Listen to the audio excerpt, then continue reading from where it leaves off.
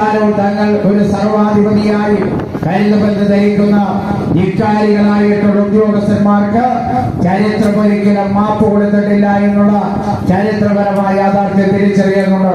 ആ ധിക്കാരത്തിന്റെ ഭാഗമായിട്ടാണ് സർശിപ്പിയ നാടുകളെത്തിയ നാടാണ് ഈ കേരളമെന്ന് ഇടുക്കി ജില്ലാ കളക്ടർ മനസ്സിലാക്കുന്നത് നല്ലതായിരിക്കും എന്നതാണ് ഈ സന്ദർഭം സൂചിപ്പിക്കാവുന്നത്.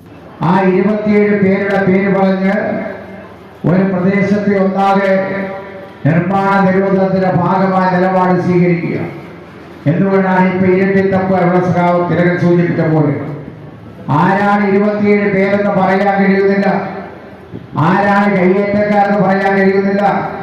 അപ്പോഴെന്താ ചെയ്യുക? ഒരു പ്രദേശത്തെ ഭീതിയിലാഴ്ത്താൻ വേണ്ടി യാതൊരുവിധമായ നിയമപിന്തുണമില്ലാത്ത തന്റെ അധികാരത്തിന് ദുരുപയോഗപ്പെടുത്തി തന്റെ അധികാരത്തിന് സമീപനം സ്വീകരിച്ച് അതിന്റെ ഭാഗമായി തന്നെ നിക്ഷിപ്തമായിരിക്കുന്ന എക്സിക്യൂട്ടീവ് മജിസ്ട്രേറ്റ് എന്ന അധികാരം ഉപയോഗപ്പെടുത്തി ഒരു പ്രദേശത്തെ ജനങ്ങൾ വരിഞ്ഞു കൊടുക്കുന്ന തെറ്റായ നടപടിയാണ് ഇടുക്കി ജില്ലാ കളക്ടർ സ്വീകരിക്കുന്നത്.